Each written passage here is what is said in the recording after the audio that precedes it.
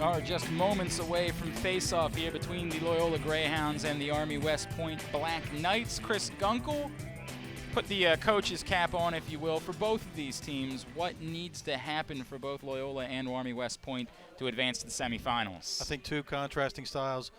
Loyola really wants to get up and down. They haven't been able to do that as much this year as they would like, and they need to get continued productivity out of that second line midfield. For Army, it's a much more methodical approach, a much more strategic approach. Certainly they go as their attack goes. That's all predicated by the midfield being able to break people down and create openings for their attack. At the face-off today, we will see Graham Savio for the Loyola Greyhounds, 5'9" sophomore from Greenwich, Connecticut. He is 153 at 257 for the season, 59.5%, all Patriot League second-team selection. For the Black Knights, Dan Graber, the 5'11" sophomore from Glen Head, New York, 99 of 173 on face-offs this season for 57.2%. He's also scooped up 46 ground balls, and as so often the case, face-offs, Chris, likely to go a long way in determining this one. Oh, it's going to be a great battle against two great face-off men. The thing you have to really look out for both players is their ability to handle possession after the face-off.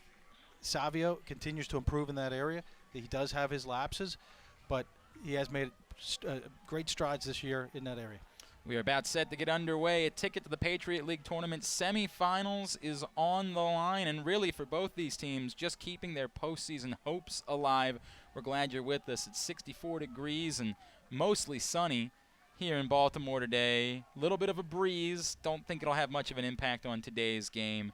It should be a good one between Loyola and Army West Point. And we head down to the face-off X, where indeed Graham Savio and Dan Graber are set to battle, and we are underway in this one. And an opportunity right off the bat. That ball's still on the ground. It's going to be scooped up. And now back on the ground. And what a great battle right off the bat for this one, Chris Gunkel. And there's probably 8 bodies in trying to fight for that ball right now. Finally, thought it was going to come away to Loyola. And finally, it indeed will. That was a 25-second battle for the opening faceoff, Chris Gunkel. Greyhounds set up in the attack. Big hit there, and losing the ball briefly was Brian Begley, held on to by the Greyhounds, Zach Haywires. We'll get it back to the top, and Loyola goes to work for the first time on the attack today. Well, great job there by Fournier, getting the ground ball twice and maintaining possession for Loyola. You know, it might be a small thing, but in that scrum, you saw both teams were really emotionally into it. No doubt. Heavily invested. It's a key thing to keep track of early in this game. And something that you talked about in the pregame is Nico Poncherello wraps around, decides he doesn't have anything, so he's going to give it back out to Romar Dennis. And Loyola will set up the offense 1 minute into this one. Loyola, a team that certainly has no problem shooting the ball, led the Patriot League this season in shots per game. Army led the Patriot League this season in goals per game.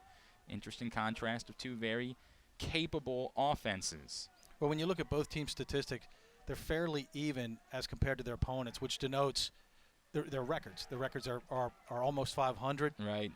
The rip there from Tyler Albrecht, saved by Sam Summers, ultimately comes out, and the Black Knights are going to be able to go the other way, and Loyola will go on the ride. Well, you mentioned it earlier. Army, one of the best defensive teams in the nation. Loyola's going to have to do a great job getting Summers to move, keeping him off balance as they shoot. And they are showing a lot of pressure here on this first clear attempt for the Black Knights. So we'll take a look at, or I'll pass along some of the numbers this season when it comes to clear percentages for Army. They have converted 200 of 224, and they're going to add to that finally right here, as it was close on time, but they were able to get it across. 80.5% coming into this game, or 89.3%, sorry for that. For the Greyhounds, they have allowed opponents to clear 84.6% of the time, 198 of 234. Hey, the matchup to watch real early is Frazier on Glessner. Yep. Round 1 went to Frazier. Let's see what happens here in round 2. I have a feeling Glessner's not going to want to be denied. As you pointed out, these two teams did get together earlier on this season. And Loyola came out with a 12-10 victory in that one. That game. You know, quite frankly, I think if you talk to Coach Toomey, he'd say they're very fortunate. Statistically, Army was the better team that day. 52 shots on cage. Grant Lamone, though, 18 saves. That shot backed up, held on to by the Black Knights as they continue on the attack here. And that one's going to be knocked away. However, Army holds on to it. It was Jared Minslav who got a stick on that ball. And the Black Knights maintain possession here. About 3 minutes into the first quarter. Loyola has had a difficult time all year when attackmen, particularly big attackmen like Glessner, like to get top side. They've struggled with that individual matchup. Let's see if Army goes after that today. And Army trying to take advantage. It's Glessner right now dodging. He comes back with the shot. Yeah, you see the versatility of Glessner as they pull him up top. Feels comfortable dodging either from behind or from point up top. No problem there. Pulling the trigger on that one. It did go wide. Army now with a couple of shots on this possession. And now going to work is Shea Mullins. Mullins charging. He's going to send it behind the cage. Patient approach. Back in the stick of Glessner. Glessner now to the middle of the field. That's a good dodge right there. And coming all the way back out to Glessner. He's going to rip one, and Grant Lamone's going to make his first save right into the stick of Lamone. Lamone stood tall. Lamone did stand tall. Nice offensive set there by Army West Point. Not a great shot selection, but a great start in the first offensive possession. It was an open look. It just seemed to go right into the stick of Lamone. Didn't change the plane of the stick, didn't make him move. Great player like Glessner will adjust throughout the game. Now Loyola back on this offensive opportunity as they were able to clear it quickly. Zach Sirico is going to bring it back up top to Jay Drapo. Hey, the second line coming in already for into the game. The Greyhounds, as you probably know, Coach Toomey has made it a point to get them more time these past couple games. Feels that it'll help to rest their first line as they head into, hopefully, a deep playoff run. Well, and if they're to get there, they're going to need to win 3 games in the next 6 days. So you would imagine you want to try to keep the legs as fresh as you possibly can. Hey, if you're a player, though, no practice. That's nice. Right. You guys love that, don't you? Right. No practice. Possession continues. Nico Poncherello bringing it around the cage for the Greyhounds. Tries to get a pick. Nothing doing. That ball knocked down. An opportunity to come away with a turnover for the Black Knights. Ball still on the ground, still being fought for. Somehow Loyola manages to hold on to it. It was Tim Stackpole who did a good job of knocking the ball away. Drapo, nothing going for him. He's going to give it off. Didn't see anything. We're more than 5 minutes into the first quarter here. Loyola, Army, West Point, scoreless. Patriot League Tournament quarterfinals. Great recovery there by Stackpole as Drapo came around the cage, goal line extended. And look for a second there, as though we're going to see. I don't know. I guess that was not going to be a shot attempt. It's an interesting situation that Loyola has right now with that second midfield on the field. And we get a sort of wild shot out of nowhere from Poncherello, and not going to be backed up. Instead, it's going to go to the Army Black Knights. What'd you think of that shot selection from Poncherello, Chris? Probably, you know, when you have such a nice, patient offensive set, probably not the shot you're looking for coming out of that. But Poncherello, first team, Patriot League, you trust that he's going to make those great decisions and that he can convert. Well, it was second team. I guess I have to make sure that we bunch of first-teamers on this team, bunch of first-teamers on the field in general, and a lot of all Patriot League caliber players. As Army sets up once again on the attack, 8:55 to play in the first quarter. John Glessner gives it over to Gunnar Miller. Miller drifts back out. He's going to go to work now. Gets the pick, rolls to his right. And nothing there, so he's going to come back all the way behind the cage. Glessner hits the deck, gets back up fairly quickly. And Alex Newsom now, the 5'8" senior from Richmond. He moves it back to the middle of the field. And Army will set up once again. This is Ted Glessner now going to work.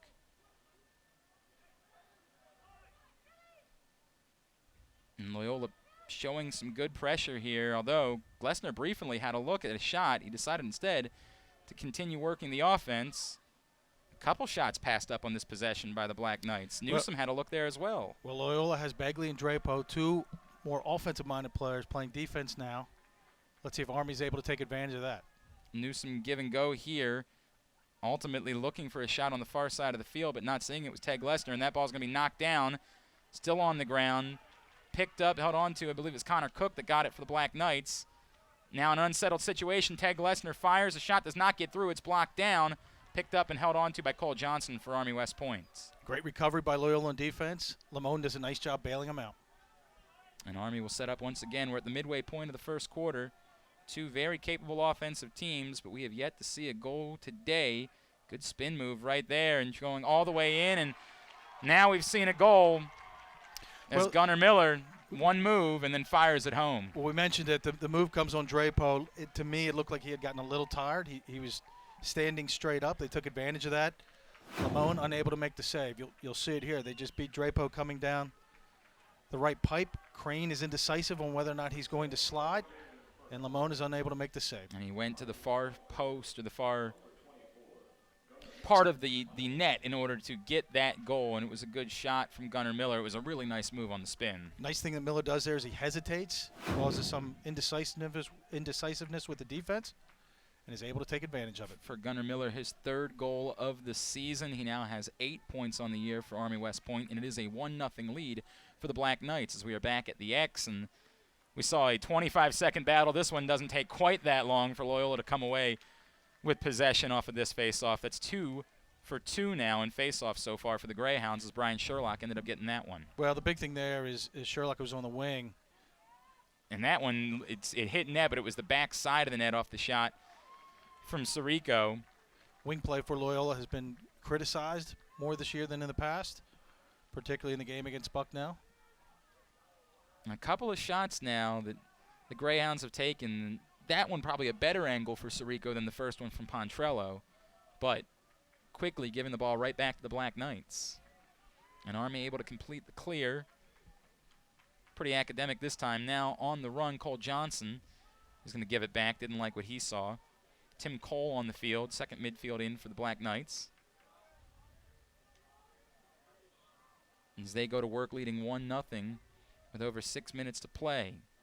Will O'Donnell out there, number 29. First time we've seen him in this one. First time for a few of these guys. The Army's thinking the same thing as Loyola. That's a great play to cleanly intercept that ball. Thought that one was knocked down. They're going to have to chase after it, but it was a clean interception. Was that Foster Huggins who got that, or Brendan Donovan who was back there? Couldn't have been Donovan. I don't know why I would even say that. It was Foster Huggins. Actually, it was Jack Kerrigan, number 22. Oh, 22. Thank you, Chris Gunkel. That's why you're here. Loyola sets up on the attack. Jack Kerrigan throughout this year has been really adept at those types of plays. Has a great stick, covers lanes really well. He's kind of like the Bill Russell for Loyola, that not only does he knock the ball down, but he actually gains possession. Russell being able to block shots and then gain possession right No doubt about that. Hoping to win as many championships as Bill Russell did during his career. He had quite the run. Romar Dennis on the run right now for the Greyhounds. He gives it off. Now it comes back. Tyler Albrecht will send it back to Romar Dennis. Dennis charged to his left, now back to his right. He's going to spin. Tries to go across the field. That one's on the ground. Sherlock's been able to gobble it up before it goes over the far sideline. Great defense right there by DiStefano on Dennis. Dennis has a great left to right change of direction move that beats most defenders. Now Tyler Albrecht charging in, draws the double, gets it over to Romar Dennis, and he whips that one home to even things up at 1 apiece. Wow, sniper, and that's what we talked about at the beginning of the broadcast. To beat Summers, you have to get him moving from right to left, left to right. They do exactly that. Dennis, I didn't think he was going to be able to handle this.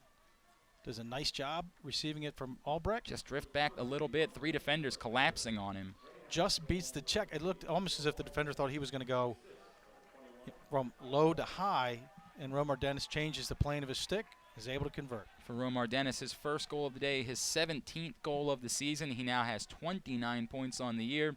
The 6'5 sophomore from Huntingtown, Maryland. We are even up 1 apiece with 4:51 to play here in what has been a fast-moving first quarter in the Patriot League Tournament quarterfinals. Back to the face-off X. Savio once again against Graber.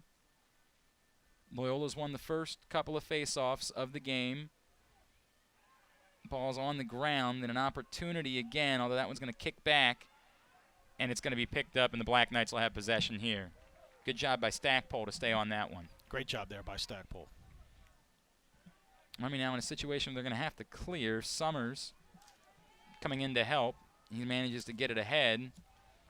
And good job done there to get the ball forward into their own attacking zone with 4:20 to play here in the first quarter. 1-1 game. Again, the winner of this one advances to the semifinals Friday night at Navy Marine Corps Memorial Stadium. Don't know which game they'd play in, as we have to wait for the outcome of the other game tonight. 2 quarterfinals. Later on tonight, it's Lehigh and Bucknell. On the charge, shot low, save. Very nice job by Grant Lamone on the shot from Connor Glancy. Yeah, Lamone does a nice job. Great position. Nice shot. He goes offside low. Lamone just in great position to make that save. A couple of really nice saves early on from Grant Lamone in this one.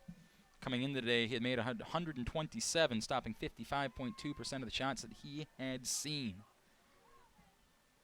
Hesitation, no shot there. Instead, continuing the offense. Loyola changes to his own on the dead ball. Chris Gunkel, what do you think the best way is to attack the zone? Hey, it's just like basketball. You try to drive, penetrate, get two players to commit, and then reverse the ball quickly. Find the open shooter. Shea Mullins to his right. Now he gives it back to Connor Cook. Connor Cook's going to come back to Glessner. Glessner fires it. Did not threaten Grant Lamone. You know, the other thing about the zone, one of the problems with the zone is you tend to lose players on the inside, whereas man-to-man, you're typically on your opponent the whole way. So look for some things on the inside as well. And Shea Mullins gives this off. Goal line extended and now behind the cage to Connor Cook. Cook started to his right, went back to his left. Tries the far side of the field. It's ultimately going to come down to John Glessner. All Patriot League first team. Good charge there, but a couple of defenders waiting to harass him. Some good stick work. As Army resets with 2:46 to play in what has been a very fast-moving first quarter. And once again, behind the cage and all the way up top to Mullins. Army West Point is not known to have great shooters from 12 to 15 yards out, and that's what they're going to have to do to be successful is get things on the inside there. That's exactly what they did right there. And Cole Johnson just took 2 steps, came in and pounded that one to the top of the net to make it a 2-1 game. It's Cole Johnson's 33rd goal of the season. He's now got 45 points. You'll see, and again, this is one of the problems when you get to a zone is making sure you have accountability for your space and the man within your space. And you'll see as the ball continues to get rotated, one side and then gets to the back side here, you'll see Frazier gets lost. Nobody looking, right? He comes to the crease. And Kerrigan tried to come over at the last second and help. Kerrigan's stuck playing 2 guys, which is very difficult to do. And another clean face-off win this time for the Black Knights. An opportunity to fire it in, and firing it right home is Graber. Yeah. That happened quickly. Yeah, that it did. Graber does a nice job there, pushing it forward, and beats Lamone high as Loyola opts not to slide. Graber not known for a high shooting percentage. Graber's first goal of the season for the sophomore. Kind of the don't do anything and let him make you beat you, which he did. And it's now a 3-1 game in favor of Army West Point. It's very quickly, within the span of just seconds. You kind of see Frazier was there, was non-committal on what he wanted to do. They opted to, as I said, let Graber make the play. And those clean face-off wins are so helpful in this game. Loyola's going to get this one off the whistle. Trailing now 3-1 with 2:25 to play in the first quarter. Yeah, as we noted, you know, Army is runs as their defense goes, so you don't want to get too far behind if you're Loyola. Very difficult team to come back on, particularly slow down the pace of play. As we mentioned, Graber's first goal of the season, face-off specialist. The first face-off victory for Black Knights turns into that goal. Romar Dennis flips it over. I apologize. Army's actually been credited with 3 face-off victories. I guess the first one they were credited with, and Loyola was just credited with the ground ball. Seemed like that whole thing was one long face-off to me. Loyola setting up on the attack. Under 2 minutes to play. Zach Sirico gives it behind the cage. Poncherello sort of skipping out in front. Now he's going to come back to his right, fire the shot. How did that one sneak through? Well, Poncherello there with the great question mark dodge really just beats Summers to the spot as Summers is there to make the save. But it's a blind shot, and it happens so fast. That Summers isn't ready to come over and cover that small space between his left shoulder and the goal. As you can see, Poncherello gets high, rolls back to his right. Shot happens quickly. Summers at that point may be guessing. Great goalie like him. That happens very rarely. First goal of the day for Nico Poncherello, his 19th of the season. He now has 43 points, and it's a 3-2 game. Army West Point out in front. Back to the face-off X. Savio, Graber again. It's been a good battle today. 3-2 advantage in face-offs for Army, but Savio is going to pick this one up himself. He's going to have to turn around, though, and with a minute 30, Loyola's got a chance to even this one up before the end of the first quarter. Yeah, the nice thing about that is the long pole, stack pole, was on the other side. What you've seen this year is a lot of teams begin to trail check Savio. He does a nice job picking up, finding help. Brian Begley gives it back to Nico Poncherello. He's going to come all the way back out to Jay Drapo, the freshman from Westford, Massachusetts. And again, that second team midfield on the field. Johnny Giuffreda's out there. He's gotten more and more playing time as the season's gone along. Mike Perkins out there, the sophomore. Now on the run. Didn't like what he saw at first. Giuffreda is going to continue this run, try to wrap around. Nothing doing, so he's going to bring it back out. Zach Haywires, the Canadian, 45 goals so far on the season. He doesn't need a lot of space in order to make it work. He wraps around, tries to cut back, go towards goal line extended. Really good defense by Reeves Klipstein. Haywires gives it over, and on a sort of wild shot with very little angle from Giuffreda, it's going to go out backed up and held on to by the Greyhounds. Great play there by Haywires, actually making them draws two men at goal line extended. Giuffreda just unable to convert. And Loyola now with less than 20 seconds to play in the first quarter, trying to get position is Sirico, unable to do so. Gives it in the middle of the field. Giuffreda got a good look. Just a bit high on the goal. It's backed up, held on to with 12.7 seconds to play. Boy, that style by Haywires can just wear you down throughout the course of a game. Haywire's going to work right now. Wouldn't be surprised if we don't see a pass. He cuts in towards the middle, gets a shot off. Thought it got, I believe it was deflected. Just 4 seconds to play now in the first quarter. Loyola gets one more chance here if they can get on goal, and will not get it. I don't think. Nope. Officials say did not come before the end of the quarter. It was a good run, but there were only 4 seconds for Poncherello to get there. Boy, that's about as close as close gets. It was awfully close, Chris. No doubt about that. We'll watch on the replay. This is replay from earlier in the quarter. All right, we will come back in here for the second quarter. Army West Point leading Loyola 3-2 in the Patriot League Tournament quarterfinals. This is the Patriot League Network, powered by Campus Insiders. 3-2 game, Army West Point on top of Loyola. As we head to the start of the second quarter, Glenn Clark alongside former Loyola Greyhound Chris Gunkel. And Chris, what did you see from the teams in the first quarter? What do you expect changes-wise in quarter number 2? I don't know if you see a lot of changes. I think both teams attacked the way that they prefer to attack with their strengths. Loyola just one goal behind. I don't think if you're Army West Point, you do anything different at this point. Same holds for Loyola. And nanoseconds away from evening it up there at the end of the first quarter. And again, I didn't think there was much controversy. It did appear very clearly as though the goal came after the clock had expired to end the first quarter. In the first quarter, goal scored by the Greyhounds, Romar Dennis and Nico Poncherello were the goal scorers. Tyler Albrecht with an assist for Army West Point. It was Dan Graber, the face-off specialist, Cole Johnson, and Gunnar Miller scoring goals. Jimbo Moore had 1 assist for the Black Knights in quarter number 1. Loyola will be headed from right to left here in quarter number 2 on your internet dial. They're in the white tops, white shorts with the evergreen numerals. Army West Point in the black tops, black shorts, and gold numerals. They'll be headed from left to right as we are underway in quarter number 2. That ball still being battled for. And an opportunity to pick it up for Savio. It's going to come back away, kick the head. It's going to be Fournier who gets it. And on the run, unsettled. Really great defensive play from behind to knock that one away. Jimbo DeApril, tremendous play. Yeah, Jimbo did a fantastic job there. Just as Fournier was getting ready to get his hands free and let it go. No doubt going to let that one fly. And DeApril, an outstanding job at the very last second to knock that one away from behind. Army gets the turnover.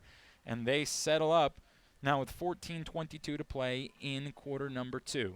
Well, you'd always expect the Black Knights to hang in there to the bitter end, right? No doubt about that. These guys have been through tougher things than Patriot League lacrosse games and certainly have a lot of tougher things ahead of them in their future.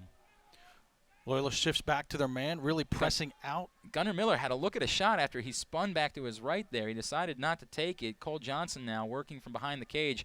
Any worries about nerves, knowing that this very well could be your season today? I think, if any, it's at the very beginning of the game or maybe at the very end. But now I think players aren't thinking about it at all. Playing lacrosse, that shot wildly taken and no one there to back it up. So it's going to go the way of the Greyhounds. Yeah, kind of surprised so far that Army is not using Glessner to try to get top side from behind the cage. Let's see if they change that moving forward. Loyola looking for a clear here, and Grant Lamone comes all the way out towards midfield before he finally gives it off to Mintzlaff. I think Loyola defensively is right now doing a great job on ball screens, opting for the most part to slide through, something they've been working on all year. That last shot from Glessner, by the way, his 5th of the day, has yet to put in a goal. 25 goals on the season for the Black Knights. First team All-Patriot League. Romar Dennis going to charge ahead to his right. Thought about a shot, instead gave it up. Romar Dennis, there's not many times where he has the ball where he's not thinking about a shot. He's not shy. He definitely gets his money's worth. There's no doubt about that. Now, good one-on-one situation here. And ultimately, Sirico didn't like what he saw, so he gave it back to Dennis. Dennis is going to go across the field to Albrecht. It comes back to Dennis in the middle of the field. He makes one move to his right. He fires a shot well high of the cage. Backed up by the Greyhounds. Yeah, as you see in this set, Loyola really attacking from up top. Feeling that their athleticism on midfield is better at this point than the Black Knights. Poncherello charging all the way in, and that's going to be a pretty good look from Brian Sherlock. Tried to go for the bouncer, just a bit wide to the left of the cage, and we're going to have a timeout. Well, timeout out there by the Black Knights is they don't like the fact that Loyola's getting a lot of shots with no pressure whatsoever. A couple of very good looks for the Greyhounds on this possession. We will grab a break with it. 12:26 to play in quarter number 2. Army West Point Black Knights on top, 3-2. This is the Patriot League Network, powered by Campus Insiders. In quarter number 2, Army West Point leading Loyola 3-2 here in the Patriot League Tournament quarterfinals. Chris, Loyola, since coming into the Patriot League, has won the 2 previous meetings with Army. They're 2-1 all-time against the Black Knights. 7-6 win last year right here at Ridley Athletic Complex. And then, as we mentioned at the top of the broadcast, a 12-10 victory earlier in the year. Army doesn't care much for Ridley Athletic Complex, 0-2. They lost that game to Loyola here last year. And then in the Patriot League tournament, they actually fell 12-11 to Lehigh here last season. So Army looking for their first win over Loyola since Loyola moved into the Patriot League, also looking for their first ever win here at Ridley Athletic Complex. Yeah, they're here to kind of change their fortunes of their past luck, so to speak. I really like the timeout there by Coach Albrecht. It looks like they now have changed to a zone. The Black Knights actually very fortunate that Loyola didn't score. Brian Sherlock had some shooting space there, decided not to take the shot. Instead, it's going to come from the wing, and it's going to be buried for the first time today. Zach Haywire's on the board. Yeah, I'd like to take a look at the replay again. It looks like he almost takes something off of that, and that's Haywire's spot, right? This Canadian sniper? He loves that angle. Almost an impossible angle to shoot from, but he's able to sneak it through. Like, to me, it looks like he almost takes something off of it. Summers expecting something different. And perfect placement as he beats him offside high. And Nico Poncherello gets his first assist of the day on the goal. For Haywires, it's goal number 46 of the season. He's got 50 points. For Poncherello, his 25th assist. He now has 44 points on the year. And we are even up at 3 apiece with 11:56 to play in quarter number 2. Now, those watching are probably saying, Gunkel, that wasn't a great timeout by Coach Albrecht. Yeah, it didn't end up doing much. Well, I like the thought. Well, it certainly did seem like Loyola was getting a bunch of good looks. Just didn't get the result they wanted. And Loyola's going to get a face-off victory here as Brian Bagley brings it in for the Greyhounds. They'll make some switches, get that second-team midfield back on the field. Going to work from behind the cage. Tie game. Loyola now face-offs now 5 of 8. My stats are correct there, Glenn? Indeed, they have won 5 of 8. Very good, Chris Gunkel. That's why we let you be the statistician for the day. That's fairly easy math. Oh, you think you're special. Nico Poncherello comes around for the Greyhounds. As Loyola tries to take their first lead of the day. Poncherello wraps all the way around the cage before he gives it back. Comes back to the far side. And now going to work, charging towards goal line extended. Not taking a shot was Mike Perkins. As we've seen an awful lot of this second-team midfield so far, Frieda holds up, shoots low. Summers got a stick on it. Drapeau manages to pick it up and just sneaks it right back through. Wow, really fortunate there by Drapeau, but right place, right time. No doubt. You see the athleticism of Frieda. Initially, an attackman now playing midfield, and the challenges that can cause on a defense as Frieda drives hard. No slide as he rolls back to the inside. And the shot was low the whole way. Summers did a good job to get to it. Well, it's not as easy a shot as you may think. Summers has great hand-eye coordination. Drapeau shows a lot of patience, Goes 5-hole for the conversion. And Jay Drapo waited till about the third look to finally go ahead and put it in. He wanted to get Summers off his feet. He did exactly that before he went 5-hole. Loyola with the 4-3 lead, 10:50 to play for Jay Drapo, just his 5th goal of the season, his freshman campaign. And that ball still on the ground. It's going to be picked up by Graber. And the Black Knights will have it with 10:37 to play, now trailing 4-3. And this has been a nice little run for Loyola. They've scored the last 3 goals in this game as Army West Point jumped out to a 3-1 advantage in the later stages of the first quarter. You know, certainly if you're Army West Point, no need to panic or change your approach. Only being down 1. I don't think you're going to see that from them. They're going to continue to be really methodical in how they do things. The team that typically doesn't beat themselves. And on the run here, so they go a little bit deeper towards their bench as well. That shot did not threaten, backed up, held on to by Glessner. Yeah, but nice job there by Stackpole, putting himself in a position to be wide open. Loyola really fortunate there. And now another couple of switches for the Black Knights. Will O'Donnell has it, drifting towards the box. He's going to give it off. And on the run, Army trying to get their first goal. It's about the midway point. That ball goes wide. Backed up again. And you just see the challenges there with playing Glessner, where he can come up top. He likes to operate from behind. Puts a lot of pressure there on the defense. It's Cole Johnson working with it from behind the cage. He gets the screen. He tries to continue the run. Good defense by Kerrigan, not giving him anything. Johnson goes back to the other side. Now flips it to Connor Cook. Connor Cook working goal line extended. Gets pushed back. It's Jason Crane who's on him. It's going to come all the way back out towards the midfield. 4-3 game. Another shot. High. Backed up once again. The Black Knights have gotten a few shots off on this possession. And very briefly, another wild shot. Well, actually, you see Kerrigan does a nice job there helping out from behind. You get a piece of that one? You got a piece of that one. Forced the shot high. That would make sense then. Kerrigan very active today so far. Would you agree, Glenn? No doubt. He has been all over the place, making some nice plays. A couple of interceptions earlier on.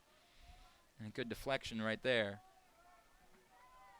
So we've seen a little bit of Matt Bowman on this possession, as well as plenty of Will O'Donnell.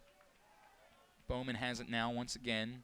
Edge of the cage, he charges to his left, fires a shot low, and that one's going to trickle through just somehow. I thought that maybe Lamone got a piece of it, but even if it did, it gets through anyway, and it's a 4-4 game. Well, really a great shot selection there. Loyola opts not to switch on the ball screen up top. As Fournier is late coming over. Great shot selection as he beats Lamone offside low. Across the body. Not much you can do there as a goaltender. Would you believe that for Matt Bowman, not only is that his first goal of the season, it's the first point of any kind he's had this season. The 5'10 sophomore from Alexandria, Virginia, by way of Gonzaga.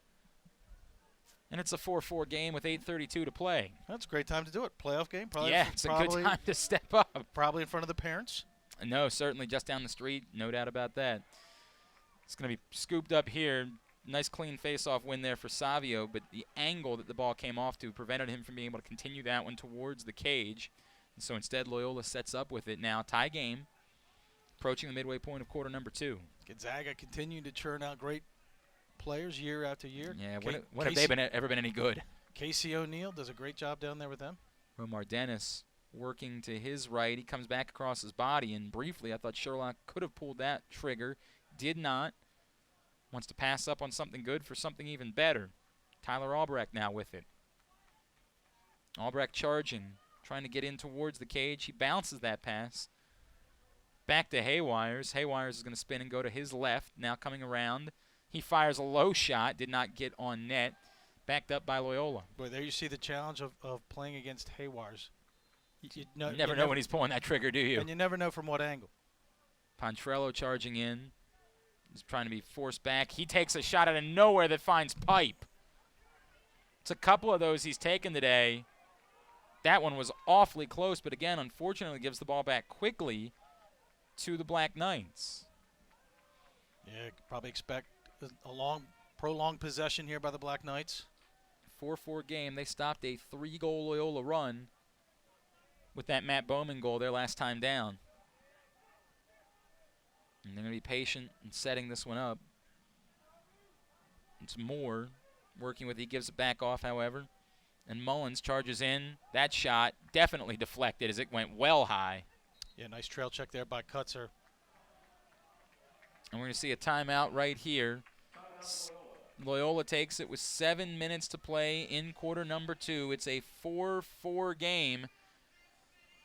This is the Patriot League Network, powered by Campus Insiders. 7 minutes to play here in the second quarter. Patriot League Tournament Quarterfinals. Loyola, Army West Point tied up 4 apiece. Glenn Clark alongside former Loyola Greyhound Chris Gunkel. And Chris, so far about what we expected, I think, from both teams. Yeah, and you talked earlier about the previous games between these two teams. They're always very close. No doubt.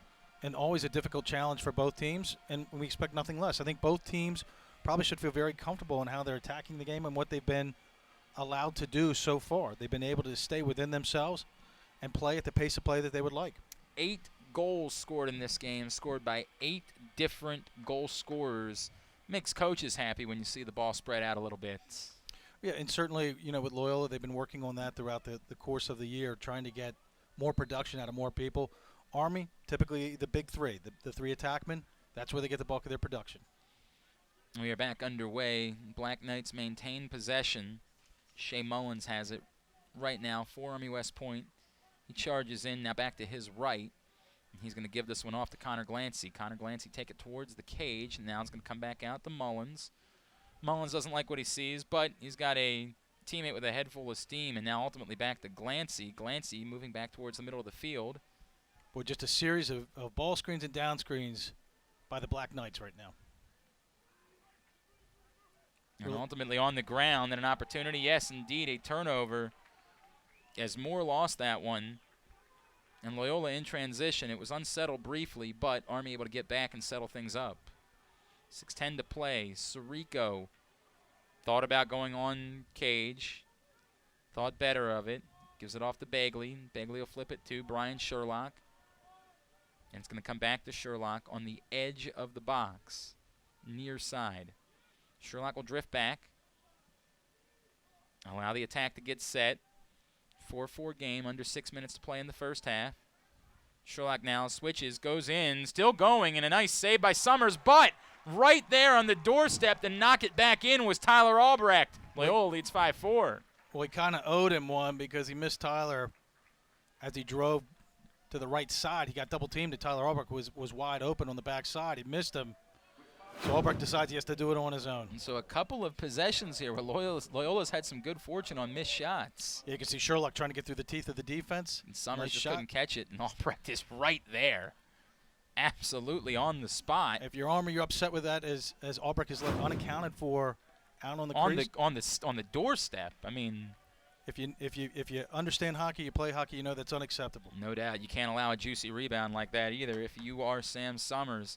Albrecht's first goal of the day, his 23rd goal of the season. He now has 27 points and a quick face-off victory. Savio's charging all the way in. That shot deflected before it can get on goal. It's on the ground. Loyola content to let that go out and backed up. Boy, have we seen just a series of trail checks today in the first half or what? Yeah, there have been an awful lot. That's a great point, Chris. Great point. Both teams doing a great job hanging in there. Not giving up after they get beat.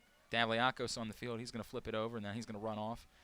And Loyola will set up on the attack, leading now 5-4. Matching their biggest lead of the game. They haven't led by anything more than 1 today. The largest lead for either team was a 2-goal lead for Army West Point at 3-1 in the first quarter. Romar Dennis now with it. As he charges on.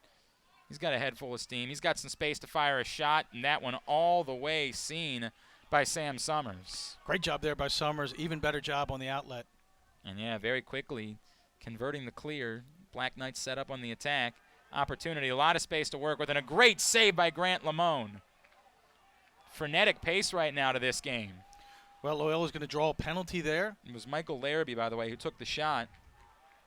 The senior from Montclair, Virginia. And Loyola now knows penalty coming, so they can be patient in what shot they take. That one did not get on goal off the stick of Haywires. Nice job sharing the ball by Loyola, but if you're Sherlock, you probably take it at that point as Haywires had drifted down almost underneath goal line extended. Tough angle even for a great shooter like him. And he doesn't need a lot of angle in order to take a shot, but even that might have been asking a bit too much. We see replay of the penalty. Boy, close call there. I think he may have gone either way. Grant Lamone actually injured on that last shot, headed to the sidelines. And so we will see Pat McInerney return to the game, or get into the game for the first time, but he certainly played a good bit this season. 6-foot senior from Olney, Maryland, by way of Our Lady of Good Counsel. He's played 7 games, allowing 40 goals. It's an 11.67 goals against average. He's made 23 saves, stopping 36.5% of the shots that he has faced. Yeah, McInerney started the year as the starter. Lamone appears to be okay. He gets right back up. I think he's asking to get back into the game. Might have just lost his breath there. I think he took that last shot. In his midsection. In his midsection. Could have knocked the wind out of him. Loyola on the man up this season, 31.4%. It's been one area where they've struggled, 11 of 35 converted. You know, they struggled, but in the second half of the season, much improved. So Coach Moran has done a good job getting that group organized, kind of believing in his system and the way that he likes to do things. So much improved the past 5 games. And Army has allowed only 12 goals in 33 man-down situations. So opponents converting only 36.4% of the time against the Black Knights. And that is a quick conversion. And the first goal of the day from Brian Sherlock. Boy, was that ever. That was very efficient. What was that, maybe 7 seconds? No doubt. Ball gets reversed from Dennis to Sherlock. Sherlock wastes no time. And he had plenty of space to work with when he fired that shot. Boy, you could think about that one for a minute. Went to the top corner for his 29th goal of the season. Boy, to me, when you look at it, it looks like Summers is thinking inside pipe. Sherlock goes stick side high, just beats him to the spot. He couldn't have had more time to pull the trigger on that one. 6-4 game now. Loyola their largest lead. 4:11 to play in quarter number 2. Sherlock does a nice job getting those hands low, getting them behind his head, getting nice velocity there. It looks like Lamone is back in. It was a very brief stint on the sidelines. By the way, Romar Dennis got the assist on that one, his second point of the day. Loyola with numbers. And this is a great opportunity unsettled for Fournier. He's going to pull the trigger himself, went for a bouncer, just could not get that one in. Romar Dennis' 13th assist of the season. He now has 30 points on the year. Coming from behind, Sirico loses that one. Well, I don't know if you want that if you're Loyola, right? You're substituting. You now have a 2-goal advantage. Why not take a little air out of the clock at that point? Less than 4 minutes to play here in the second quarter. An opportunity maybe to hold it a little bit and make it a 3-goal game. Instead, going the other way. It did not take very long at all, and John Glessner's on the board for the first time today. Yeah, as I said, if you're Loyola, you may want to take a little time there and start to value possession a little bit more. Glessner, as you can see, left-handed sniper this time. Beats Lamone. Not a great reception as he comes back into the cage, huh, Glenn? No doubt about that. 6-5 game now. Glessner welcomes him back in. Correct. His first goal of the day, his 26th goal of the season. He's got 46 points to lead the Black Knights. It's just a 1-goal game once again with 3:35 to play. He knew Glessner was only going to take some time for him to get involved. Yeah, a great player like that, and a guy that plays in multiple positions, shoots from multiple angles. Very difficult to stop long term. And we go back to, and this one, Savio thought it was pushed ahead. Instead, it's behind him. We had a new faceoff man. Yeah, you had Ragno in there. Yep, John Ragno, the 6'2 freshman from Farmingdale, New York. He's actually been their 3rd faceoff man this season. They've gone to Alex Daly as the second one. John Ragno came in 18 of 33, so he's going to prove that, the 19 of 34 on the year on faceoffs. And as you discussed just a minute ago, Chris Gunkel, Loyola had the ball leading by 2 with an opportunity to go to work on the clock. Instead now, Army with an opportunity to even things up under 3 minutes to play in the first half. Boy, a lot of confusion there on Loyola. Army looked like had a couple of opportunities to take a shot. As Miller just did a kind of a pseudo dodge towards the cage, a lot of confusion there. Instead, give it back behind to Cole Johnson. It comes all the way back up top. Alex Newsom will give it off. They're working from the far side of the field. Just over 2:30 to play in the second quarter. Now Connor Cook behind the cage. He waits for a pick from Cole Johnson, now spins back the other way, and lobs it up top, trying to get a shot off, and a nice save there from Lamone. And that one will be backed up by the Greyhounds. Yeah, nice job there again by Kerrigan. He's been all over the place. He's been very good today. Army sideline didn't see it that way. It looked close to me, Chris, if I'm being honest with you. I hope that you would. I try to.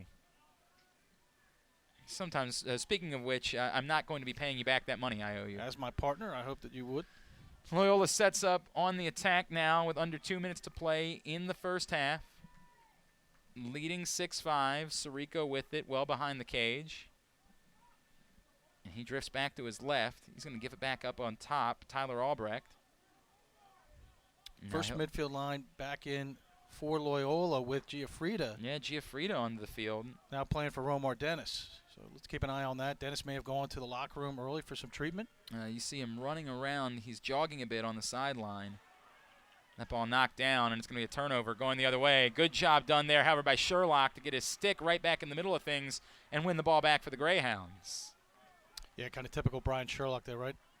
High motor, constantly involved. And if something goes the wrong way, he doesn't put his head down. He just turns around and goes back and gets the ball. Timeout, Greyhounds, 1:13 to play here in the first half. It's a one-goal game right now as Loyola leads 6-5 over Army West Point. This is the Patriot League Network, powered by Campus Insiders. 6-5 game, Loyola with a one-goal lead over Army West Point with 1:13 to play here in the first half. Glenn Clark, former Loyola Greyhound, Chris Gunkel with me. And Chris, despite the fact that they didn't hold on to it last time, would you imagine that the Greyhounds this time want to try to bleed out the rest of the first half and make it a two-goal game? I think no doubt, Glenn. You'll notice that first midfield line is back out there with Romar Dennis. The way they attack this is probably going to be heavily dependent upon how Army plays. It looks like Army's going to go man-to-man off the timeout. My assumption is Loyola's going to try to attack this from up top. And Tyler Albrecht has it off of the restart. He's going to flip it back towards Sherlock in the middle of the field. Loyola's biggest lead of the game, 2 goals, biggest lead of the game for either team. So Army had a 3-1 lead earlier on. Loyola just led 6-4 moments ago. Albrecht faked the flip a couple of times, ultimately ended up drifting to the back, or to the near side of the box. Now under 1 minute, down to 50 seconds left in the first half. And Loyola not appearing to be in a rush. Romar Dennis charges briefly, didn't see anything. Comes back to Albrecht at the top, and now to Brian Sherlock. Sherlock gets the pick. He goes to work. He's got a chance. Didn't get a lot on that shot. I don't know if there was contact from behind. I think you can attribute that to Daprio. He does a nice job lifting the hands right before he shoots. Old school technique still works. Nico Poncherello now under 30 seconds to play. He gets around the cage, and he gets that one home to make it a 7-5 game. Boy, Poncherello's really had a nice start to this game, being very aggressive, dodging from behind. Beats Summers in one of the only places you can, offside low. That's the second goal of the day for Nico Poncherello. He's got a total of 3 points. He's now got 20 goals, 25 assists on the season for 45 points. Yeah, that's a first shot of Sherlock in that possession, bouncing it over the cage. 24.5 seconds left to go before the end of this second period. Loyola, 2-goal advantage, 7-5. An opportunity here if they can pick up this ground ball to maybe make it 3, or pick up this face-off, that is, to make it 3 going into the half. And once again, it's Ragno, it appears, on the field. Yeah, it is indeed Ragno taking the face-off once again for Army West Point. Won by Savio. Now 20 seconds left and a lot of contact. Somehow Savio holds on to that ball, but Loyola's got to get working quickly with 15 seconds now. Nico Poncherello cutting in at goal line extended, 10 seconds. Trying to go to the opposite side. Nothing there, so Haywires takes the shot just over the cage. 5 seconds left. Zach Sirico picks it up for the Greyhounds, trying to get in front of the net. He'll do it, and a good save by Summers right at the end of the first half. Well, I think that one might have hit off the pipe there. I think the Black Knights might have got bailed out a little bit. Might have been very fortunate there, as Sirico was able to get his hands free. Little shocked that Haywires didn't get more on that shot. That was the last Poncherello goal. All right, 7-5 game at the half. Coming up, we'll take you around the world of Patriot League Lacrosse. Plus, we'll go over highlights, stats, and so much more. Chris Gunkel will tell you what's coming up in half number 2.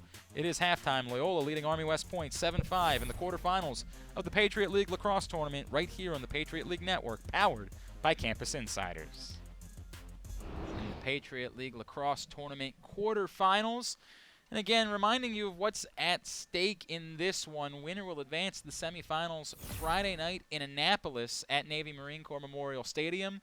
We will not know who the opponent is until after tonight's Lehigh-Bucknell game, as Lehigh, if they were to win, would be guaranteed to face the 1-seed Navy, whereas Bucknell, the 3-seed, if they were to win, they'd be guaranteed to face Colgate. So the winner of this one will face whoever they would end up facing depending on what happens in that game. It's easy for me to explain. Highest seed gets to face the 2nd seed, Colgate. Lowest seed gets to face the top seed, Navy. Makes sense, Chris Gunkel? I think I need a Pythagorean theorem to figure that out, but I think we're with you. We're with you in spirit, and we always will be. Yeah, I appreciate that. But expect the intensity. With all of that being said, expect the intensity to be ratcheted up here. No doubt about that. As we talked about before the game began, two teams that did not expect to be in this position playing on Tuesday in the Patriot League tournament, but both teams that have the firepower, the ability to get going and carry it maybe well into the NCAA tournament. Only one of them, however, will be playing this weekend in Annapolis, and we are indeed underway in half number 2. Loyola with the 2-goal lead at 7-5. This ball still on the ground as indeed the Greyhounds are going to come away with it. It was Savio and back on the field. Nice job there by Fournier in the reversal. It was Graber who returned to face-off duties for the Black Knights that time. And Loyola will attempt to clear. Chris Gunkel, you mentioned some struggles for Loyola in the 3rd quarter. What do they do today to avoid that? Have a very, very short memory, Glenn. It's not rocket science. And you'd asked earlier about nerves. I think in the second half, this is where nerves can maybe play a little bit more of a role. I think it's really just a mentality now, which is regardless of whether you score or not, you want to stay extremely active on offense. That's when Loyola is at their best. Don't worry so much about the end result. Just worry about the input going into it. Brian Sherlock barks out commands now, charges to his right. Certainly wouldn't hurt. You've had Haywires on the doorstep most of the time. D'April was not giving him anything right there. And it comes back up to Tyler Albrecht. Yeah, a couple of goals. Really the difference in this game right now. 2 rebound chances put home by the Greyhounds in the first half. And if they can be fortunate on their misses again in half number 2, they'll be playing Friday night. Sirico loses it. He goes down and picks it up. Boy, Army West Point short stick defenders have done a great job. No doubt. Klipstein really, well, Klipstein's got a long pole. Have done a great job on negating the split dodge of Romar Dennis. Usually very lethal. Today has been nothing. Just that 1 goal early on for Romar Dennis.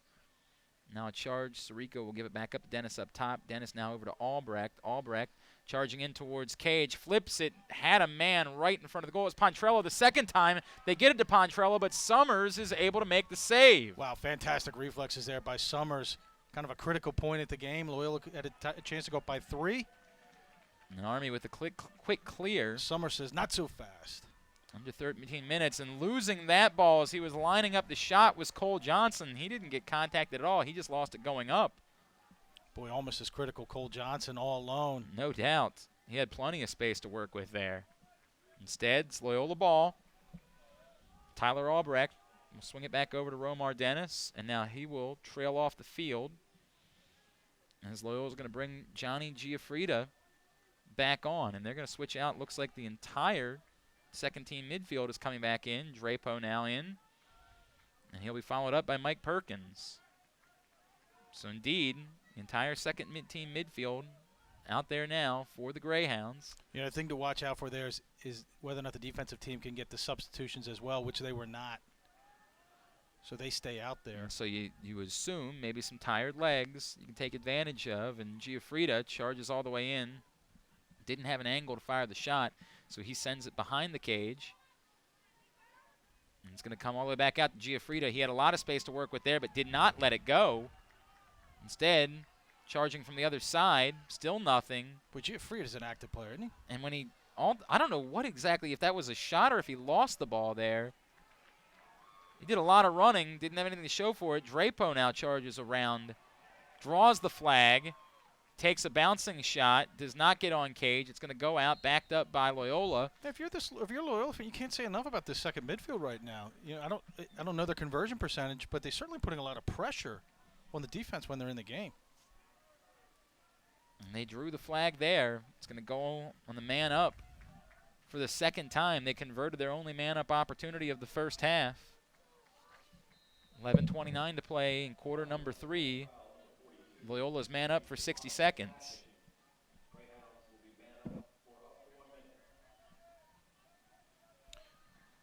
And it was getting the call, by the way, going off for 60 seconds. Loyola starts off in a 2-3-1 as they shift into. Patient. We're nearly halfway through this man-up situation. It was Al DiStefano who drew the flag. Still no shot attempts here on the man-up. Getting it right in front of the cage, and a bouncer that just goes over the net and wide, held on to by Zach Haywires. 20 seconds left in the penalty. Now flipping it over, getting a shot in close. Poncherello couldn't get it on the net. 10 seconds left in the penalty. And Army's done a very good job. Loyola really was patient for the first 30 seconds of this, and now they're going to even things back up as the penalty releases. That ball ends up in the stick of Sam Summers. It bounced around in front of the cage before Summers grabbed it. So Loyola now just 1 of 2 on the man up on the day. Army gets their first penalty kill. I think you make note of that. Big stop there by Army West Point. It's a big 60-second man up for the Greyhounds. And now 10 minutes to play in quarter number 3. Army takes back over offensively.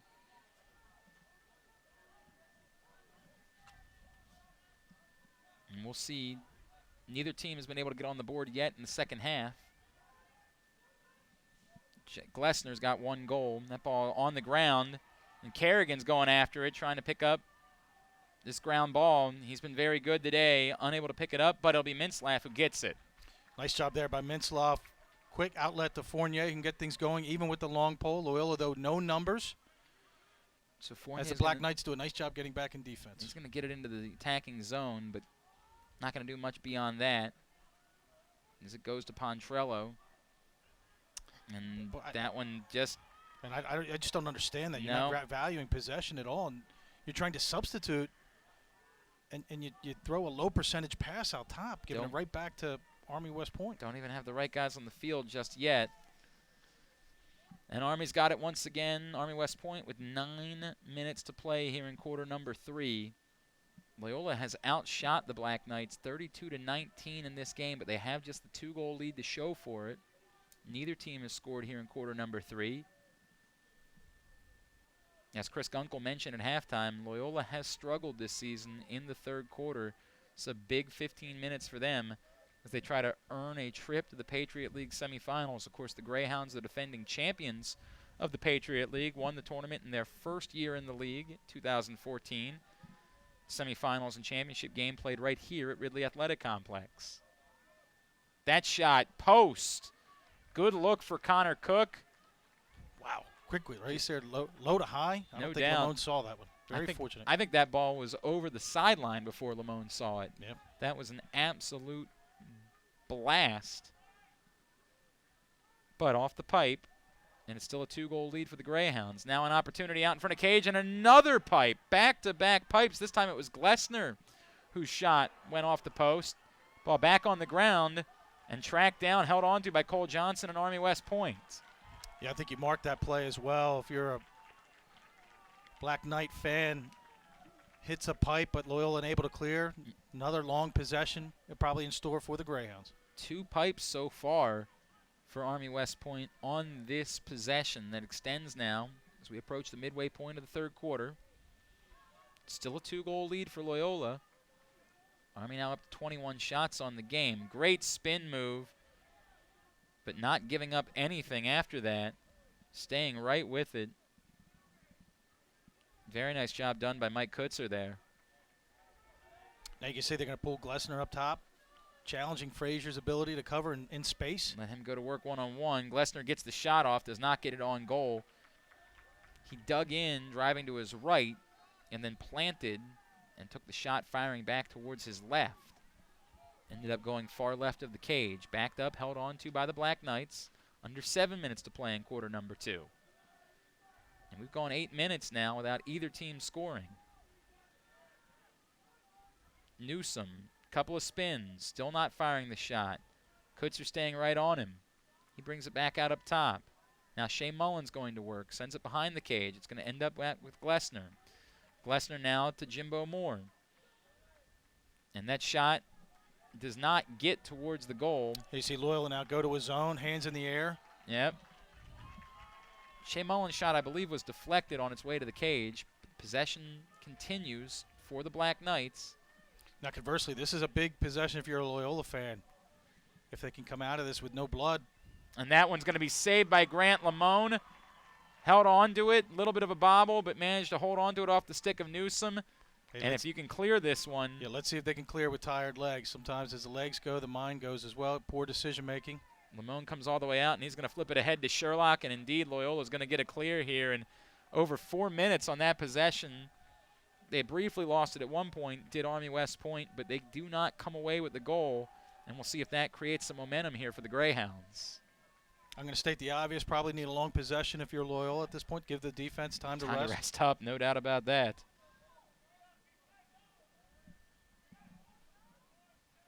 And with 5:30 to play now in quarter number 3, Loyola still holding on to that same 7-5 lead that they had at the half. Brian Sherlock will flip it over to Albrecht. First team midfield back on for the Greyhounds for this possession. Albrecht will give it to Romar Dennis, and Dennis now behind the cage. Haywires has a goal today. It's going to come all the way back out up top to Dennis. Dennis scored the first goal of the day for Loyola. Dennis just does not seem to have the burst that he typically does. And he was dealing with a little bit. It appeared like a hamstring injury late in the second quarter. Haywires decides to pull it from behind the back. It was fun to look at, but did not threaten Sam Summers whatsoever. For most, probably a poor percentage shot. For Zach, another day at the office. Yeah, something he's certainly capable of converting. We've seen him do it in the past. Just not on track there. Sherlock gets all the way in, fires the shot. Who's going to win that race? It's going to be rewarded. Sam Summers credited with backing that one up. It was close. Great job there by Summers. Takes away the angle on Sherlock and then has the presence of mind to win possession. I didn't know if it was going to be he or Haywires that was going to get credit for that. Indeed, given to Summers. And a great interception right there and an opportunity in transition. And Summers was out of the cage for a while, waiting, and finally going low and scoring to make it an 8-5 game. First goal of the second half. Loyola's back up by 3. Great things happen when you hustle. It was Sirico who gets his first goal of the day. And ride tough. I actually thought he may have waited too long. I thought so, too. I thought he was going to lob it over the top of Summers, but boy, instead. what a play there. What an athletic play there by Sirico. See the replay there of the interception. He just held on to it. Summers backpedaling, gets all the way nearly back into the cage before Sirico went low to beat him. You see Haywires there saying, give it to me, give it to me. Sirico, patient, plotting, 10th goal of the year. He's got 28 points now. It's an 8-5 advantage for the Greyhounds with 4:19 to play in the third quarter. Quick face-off victory here.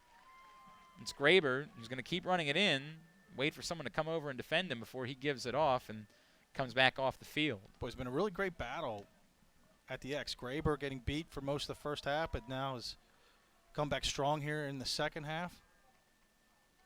Army made some adjustments. And Army still yet to score here in quarter number 3. It is an 8-5 game, under 4 minutes to play.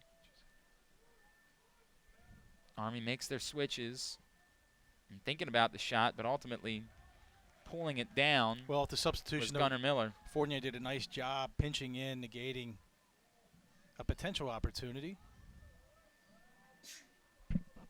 And now drifting back, going back to work. Glessner's got it.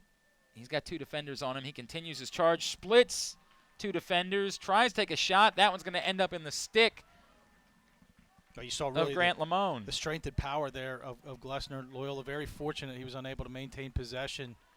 Well, not just the power, but then he almost a ballet-type move to split a couple of defenders. I'm just unable to get anything on the shot, and ultimately off the deflection into the stick of Lamone. Loyola with a quick clear. Yeah, before you know it, we're down to under 3 minutes here in the third period. It has been a very quick-moving quarter. Quick spin there, trying to go on Cage, and finding on the other side of the field is Sirico, and Sirico will bury that one to make it a 9-5 game. Yeah, it's been the Zach Sirico show here in the third period, right? Second goal so far. Quiet first half, exploding here in the third period. A lot of attention on the other side of the goal. Yeah, it starts with the double team there. And as soon as the defender slid over, Sirico knew he had a look. He decided to go with the bouncing shot. Gets it home, 2:42 to play in quarter number 3. It's a 9-5 game. Yeah, it starts with the double team there on Poncherello as he gets inside. Slide comes from behind the cage. No one there to answer Sirico. And Poncherello gets credited with his second assist on the day. He now has 4 total points. Poncherello now has 20 goals and 26 assists on the season for 46 points on the year. Sirico's second goal of the day, 11th of the season. He has 29 points. Face-off victory for Army West Point. 2:35 to play here in the third quarter. Now a 4-goal game, largest lead of the day for the Greyhounds. And 2-0 advantage, and that shot not going to be backed up. It was a quick decision by Cole Johnson to come around the cage. Not enough time for a teammate to get back and back it up. Did not get it on net, and Loyola takes the ball right back. Yeah, kind of uncharacteristic for Army West Point. As you noted, kind of a quick possession there. No one in position for the backup. Possession right back to the Greyhounds.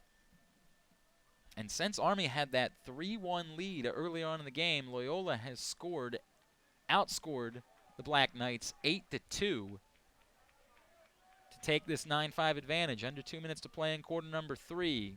Chris, you didn't like how the Greyhounds handled the late-minute situations at the end of the second quarter. What do you think they should do here at the end of the third quarter?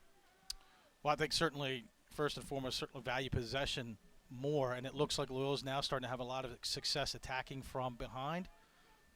I think you value possession and then begin to attack from behind around 30 seconds left. And second-team midfield on once again for the Greyhounds. They have been very good today. Frieda comes around the cage. Boy, he likes to run, doesn't he? He is a very active player. He's kind of a poor man's Joey Sankey from North Carolina. Really active, good comparison. Really active feet. Not quite sure what direction he's going to go. Joey Sankey's a Baltimore kid. On the run, Zach Haywires lets that one rip. And it is now a 5-goal advantage for Loyola. Yeah, like I say, you wait till about 30 seconds. They scored minute 8. You know why I sit up here and I'm not down there. Second goal of the day for Haywires, 47th of the season. He now has 51 points on the year. And Loyola. Yeah, nothing fancy there for Haywires, but you don't typically see him dodge from up top, so it's a different look. And then Zach does a great job. Maybe surprise Summer because he beats him stick side. Summer, you can see him kind of cheating to his right. Baiting him to go to Haywire's right, and he's able to find the opening. Finds the back of the net. 4-goal run for the Greyhounds. It was a 6-5 game late in the second quarter. It's now 10-5 with 1:08 to play. Graber gets a clean face-off victory. We'll see if he pulls the trigger again. He does not. He gives it off. Army gets a chance with 1 minute to play here in the third quarter. Big spot for the Black Knights as Army West Point tries to get back into this one. They've been outscored 3-0 here in the third quarter. Run the risk of being down by 5 going into quarter number 4. Yeah, and it's just it went the exact opposite way that I said that it was going to go coming out of the halftime as Loyola has really struggled in the third period. And this has been Army West Point's strength. I think the question now you have to ask if you're a Loyola fan is can they maintain this intensity? That's been a weakness so far this year. And the Knights under 30 seconds now to go. Kind of running a weave up top. See if they can't get anything out of it. It's Matt Bowman. He's got a goal on the day, his first of the season. Not take a shot. Will O'Donnell's got it. Now he gives it up, and with just 12 seconds left, Army hasn't even approached the cage so far. Bowman gives it off one more time. Just 6 seconds left. O'Donnell, don't know if he's aware, 2 seconds left. He takes a wild shot towards the goal. It goes out. It's backed up by Army, but less than a second to play in the third quarter, and not a very good possession for Army West Point there. And as you run that offense, as you run that weave, maybe you lose sense of time. To your point, really not the most efficient way to end the period if you're a fan of Army West Point. No doubt about that. All right, it's a 5-goal Loyola lead. As we take a look, that goal made it Sirico gets him going. 9-5 at one point. Yeah, he would add one more. 10-5 game. This is the Patriot League Network, powered by Campus Insiders. 7-5 lead to 10-5 going to the final 15 minutes of regulation. Glenn Clark, former Loyola Greyhound, Chris Gunkel with you here on the Patriot League Network, powered by Campus Insiders. These the Patriot League Tournament quarterfinals. One more later on the night. Bucknell-Lehigh will determine the final spot in the Patriot League semifinals Friday night at Navy. Chris Gunkel, as we get ready to face off to start the fourth quarter, what can Army do to get back into this one in the final 15 minutes? Well, I think a lot of it starts at the X, and you would hope that they would. That's not the way they'd want to start. They would be occurring after a score by the Black Knights. I think what you're going to see is them begin to press out, try to force the pace of play a little bit more. And a great save by Summers doesn't hurt either. No doubt. Brian Bagley charged in on Cage. Summers held his position and took that one right out of Bagley's stick. Now, shot the other way, and for the third time in the second half, post for the Black Knights. It has been a very, very unfortunate couple of shots. Al DiStefano took that one, the bouncer that finds Pipe. Yeah, I'd like to see Bagley finish that a little bit better. Maybe kind of just assumed that he was going to score there. A lot happened in the first 30 seconds of the fourth quarter as both teams know their postseason hopes would be dashed with a loss today. Army West Point's got a lot of work to do to get back into this one. Try to start it here. Yeah, but Glenn, as you follow lacrosse like I do, you know that I don't want to say no lead is insurmountable, but what we've seen the past couple of weeks is no doubt about that. Things can change rapidly. All it takes is a goal or two. Or a penalty in the man-up possession. Gives Army a man-up try, their first of the day. Loyola up 2 last week against Bucknell, heading in with 6.5 minutes left in the fourth period. No doubt. End up losing the game in overtime. Maryland, Ohio State last Saturday. Ohio State had a 4-goal lead in the second half, ended up losing in overtime. We see it all the time in college lacrosse. All it takes is one thing to go right for a team, and then all of a sudden it just sort of snowballs from there. And this is a Loyola team that's probably fairly fragile mentally. Unsure of they have been through a lot, no doubt. Brian Bagley, by the way, off for 30 seconds. Unsure of their ability to close out games, which is different from years past. An Army man up here for another 15 seconds. We'll see if they can get a shot off. Now 10 seconds. And a lot of patience. And Loyola with an opportunity here to kill off this man up. And indeed, they will do it without allowing a shot. But right after it ran up, and shot taken, bouncer that does not threaten from Connor Cook. And he's going to get the ball back as the teams are even strength once again. So no shots during that 30-second man up. Army's first of the day, so Loyola 1 for 1 in killing in man-down situations. 13 minutes to play in the fourth quarter. Kind of a mismatch here as you had Glessner being covered by a short stick. Minslav forces a really early slide. And I assume there was some contact, a deflection on that shot, as Glessner just did not have any sort of angle to pull it. In fact, I wondered for a second as if he was even going to get credit for taking a shot there. Cook's got it now on the edge of the cage.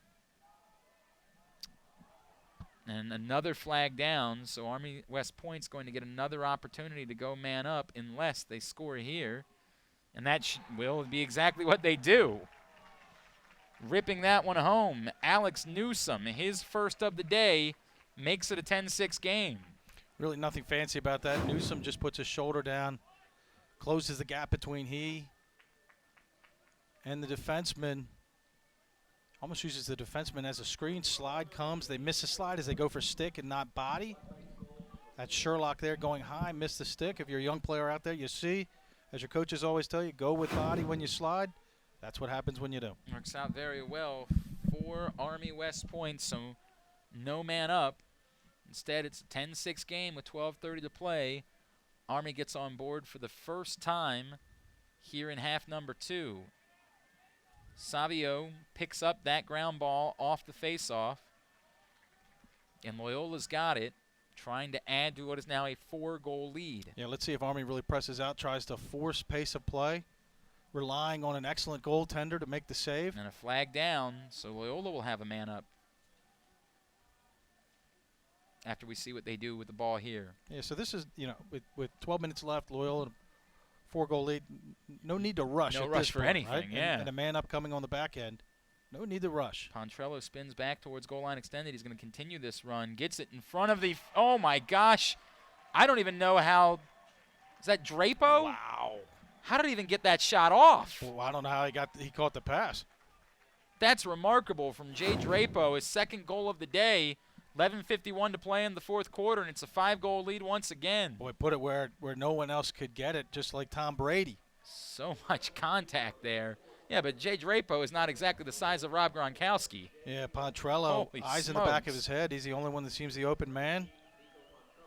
Poncherello really having a strong performance today. And that's 5 points now on the day for Poncherello, as that's his third assist. He now has 47 on the season, as he's got 20 goals and 27 assists. For Drapo, his second goal of the day. He now has 6 on his freshman campaign. Loyola has matched their largest lead of the day. It's 11-6, 11:51 to play. Back at the face-off X. It's back-to-back flags that have been wiped off by goals. That ball kicked ahead, and it will be picked up by Cole Johnson before it goes out. And Army will go to work once again, trailing by 5, but they got a wide-open man right in front of Cage, and they were going to make it count. Al DiStefano. That's a lack of organization there by Loyola. You almost look at that play by Frazier, and at first you say, wow, what great hustle, but it creates offense for the Black Knights as he struggles to get back into the hole. Kerrigan forced to play 2 men. Really kind of unnecessary if you're Loyal at this stage of the game. Yeah, when you're up by 5, you don't have to be quite that aggressive. You misplayed the ground ball off the face-off. You try to make up for it by hustling over to the sideline. Ends up costing you in the end. And the process, DiStefano slips right in front of the cage and puts it home. His first goal of the day, second goal of his senior campaign. He now has 3 points, 5'10" senior from Stony Brook, New York. And it's an 11-7 game. Still a lot of time left and a lot of scoring early on. 3 goals combined for these two teams in the entire third quarter. 3 goals in 3.5 minutes to start the fourth quarter combined. Procedure call there on Sirico. Possession back to Army West Point. And it was Michael Larrabee who brought it in. And the Black Knights make their changes. Again, winner of this one advances to the semifinals Friday at Navy. So this is where Glenn, things can get a little bit tight. Army with more of a sense of urgency, or Loyola trying to hang on. Shea Mullen's going to work. Drives in towards Cage. 2 defenders there. As Kerrigan was helping out Kutzer. Mintzlaff now gets beat, and a shot and a score. As Army now cuts the lead to 3. Connor Glancy, the freshman, with his first goal of the day. Yeah, Glancy takes advantage of poor fundamental defense by Mintzlaff. Mintzlaff, again, goes high, slapping at the stick instead of staying on the hips. Slide comes late from Crane. Nice finish. And it was freshman on freshman, and all of a sudden, a 5-goal game. What do we say? What could happen at any time? Just takes one play. So far, Army West Point has outscored Loyola 3-1 here in the fourth quarter to cut the lead to 3 with 10:49 to play, and they have been scoring quickly today. Yeah, both teams have played a lot of defense today, as possessions have typically been very long. That may start playing a factor here as we get midway through the fourth period. For Connor Glancy, that's his 6th goal of the season. He now has 10 points, and another procedure call. And Army West Point has it once again. Yeah, Army West Point now with all the momentum. They have quickly cut into this lead. They're going to try to cut into it further. Cole Johnson behind the cage. Kerrigan's on him. Johnson fakes left, goes to his right. Nothing there. So he's going to come back around to the other side. Gunnar Miller now working with it. Second pole unit in for the Greyhounds, as you see Begley on the ball. Davliakos the long pole, giving that first unit a rest. And the freshman. Big moments. Yeah, you got some big moments here for some freshmen. Young players have not been in a situation like this where the season may well be on the line. I think it's safe to say for Loyola the season absolutely is on the line. And a really wonderful one-on-one move there by Alex Newsom. And all of a sudden he realized, nobody's on me, I might as well go score. Second goal of the day. It's just a 2-goal lead now for Loyola. You could see one defensive breakdown after another by Loyola. And you'll see it here as Davliakos is late. Frazier opts not to slide.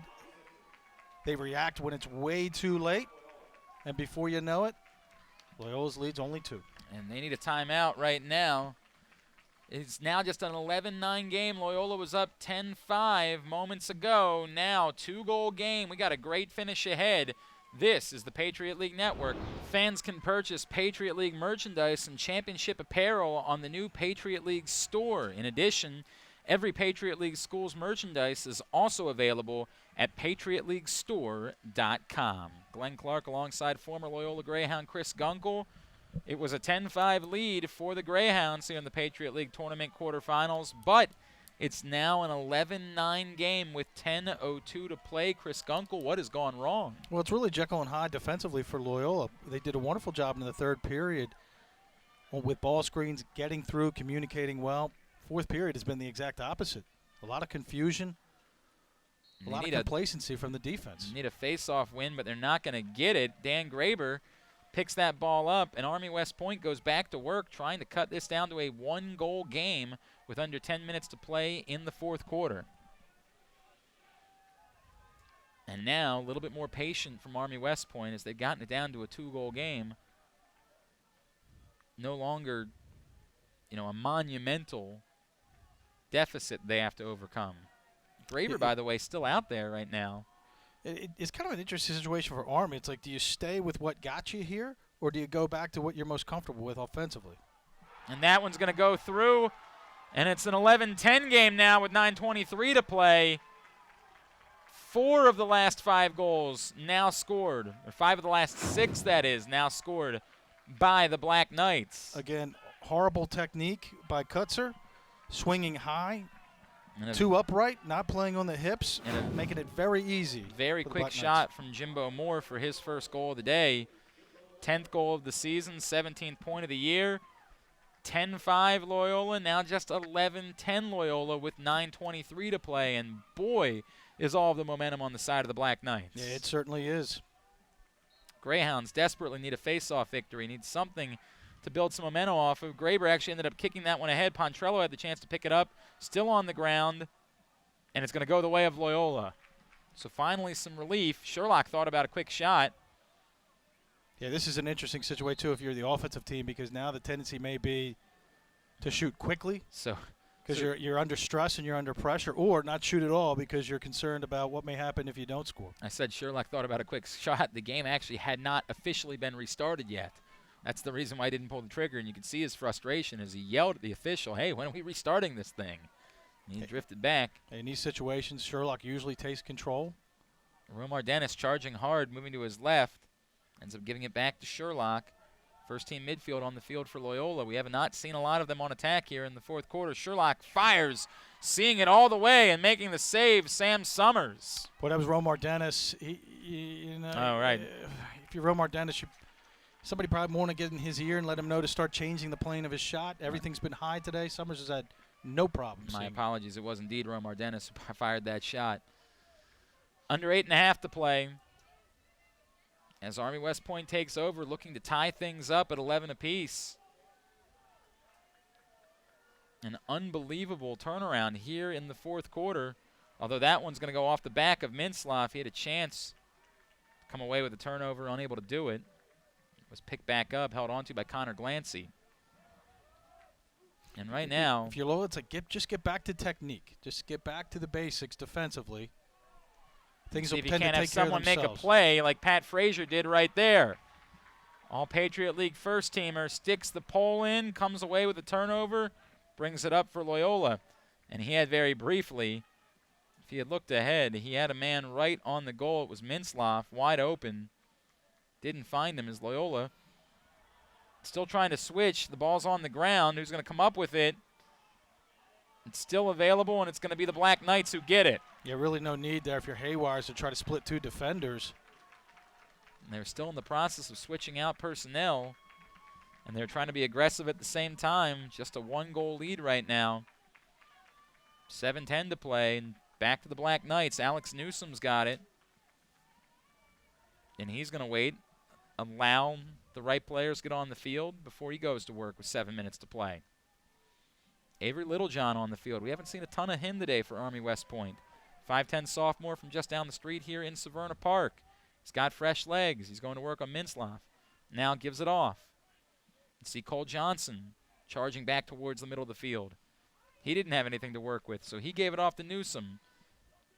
Yeah, this is the set you've seen just a lot from the Black Knights here in the second half, really forcing Loyola to make decisions as whether to slide or not.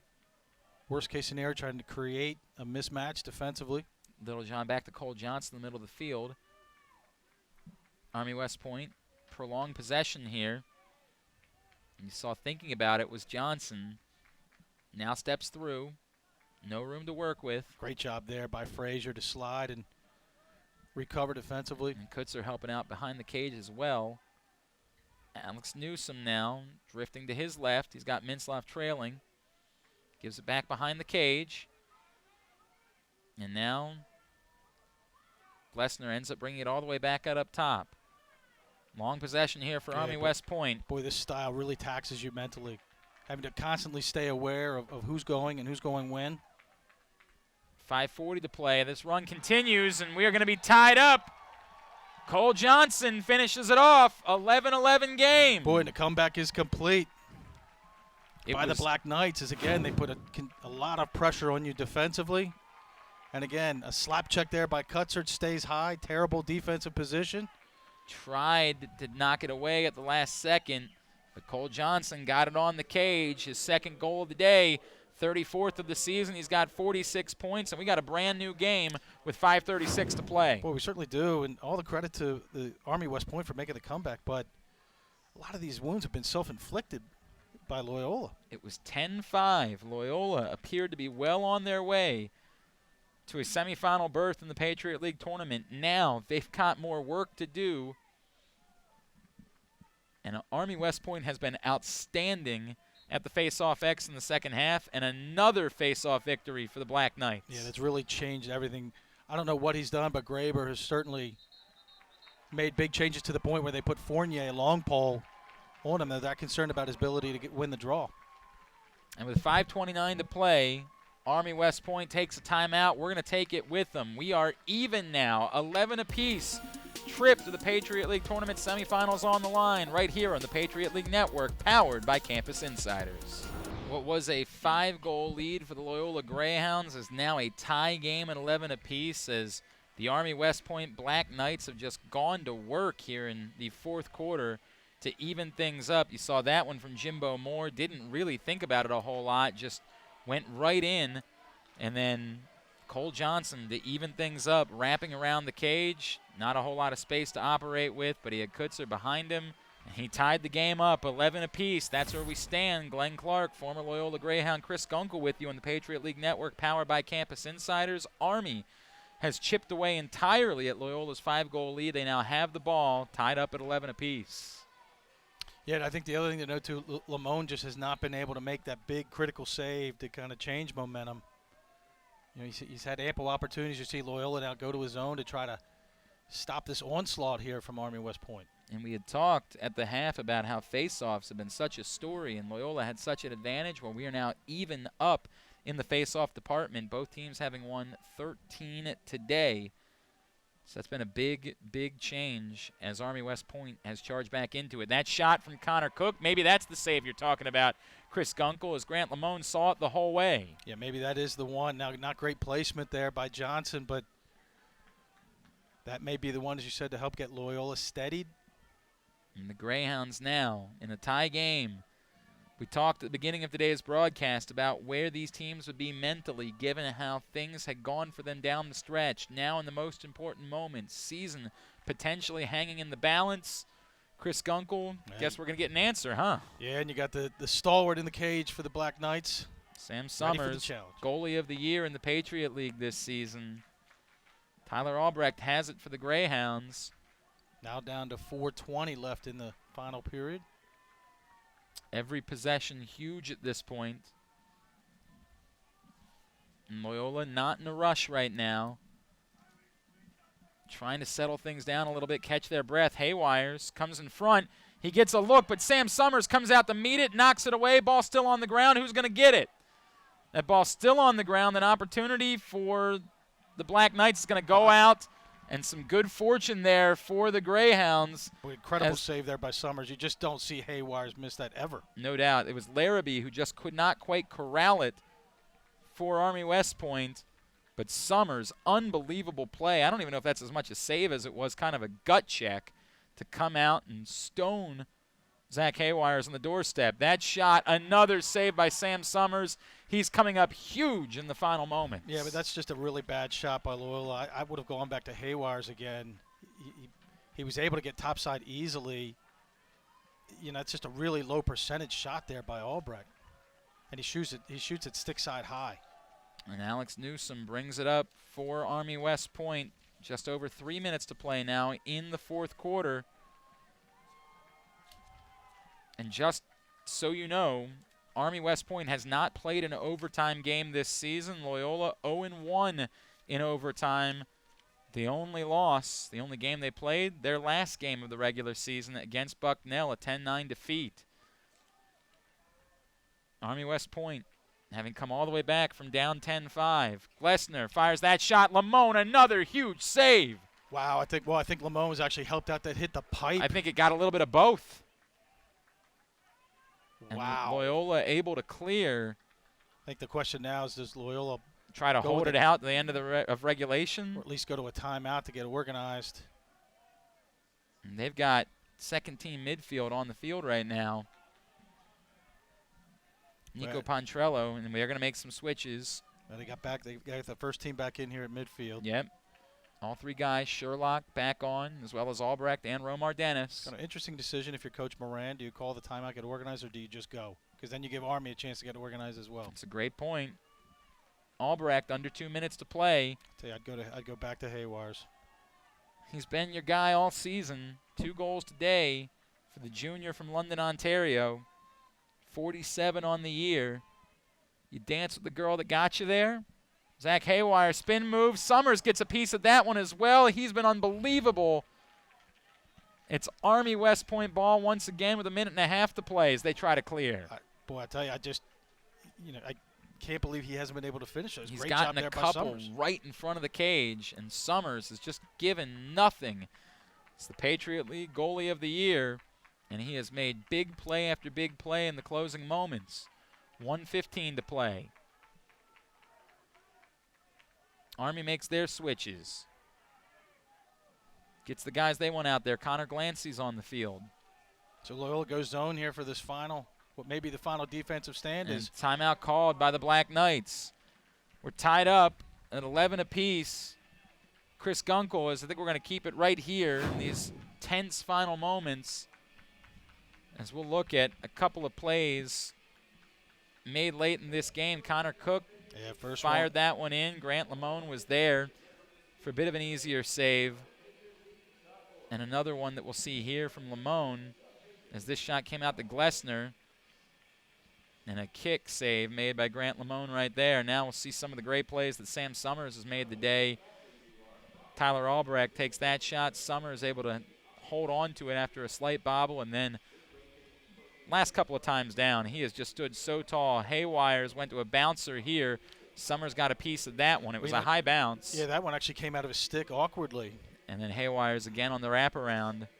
Right decision there, just didn't come out properly. This one, just the most tremendous save that Summers has made so far today, as he has been really good. Did not finish first team Patriot League for no reason. And right now with 1:04 to play, we got a tie game 11-11. Chris Gunkel, let's say you're in the Army conversation. You're in the huddle right now. They have outscored Loyola 6-1 here in the fourth quarter. What is it, if you're Coach Albrecht, that you're telling your team right now? Well, I'm assuming Loyola is going to be in zone, so you're probably going to go with your zone offense. What they've shown here today is kind of some switches up top, hoping Loyola gets lost on the slide. I like the play of Glessner up top. When he gets his hands free, very difficult to stop. So, and if you're Loyola, on the flip side, What do you do differently in these final moments?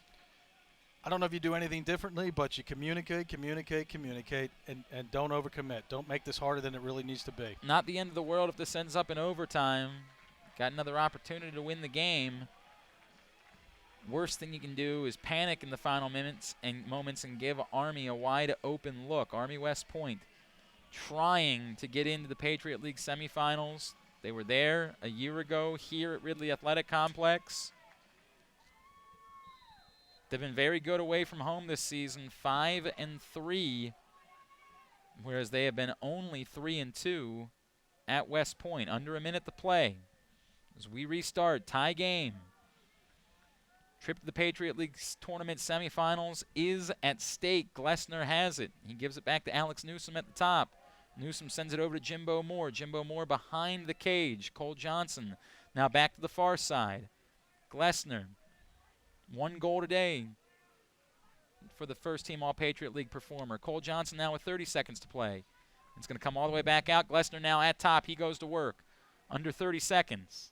Connor Cook gives it over. Shot comes in. Save by Grant Lamone, but it goes out, backed up by the Black Knights with 21 seconds to play. Yeah, that's a problem with the zone is you typically don't get a backup. Possession's going to stay here with Army West Point.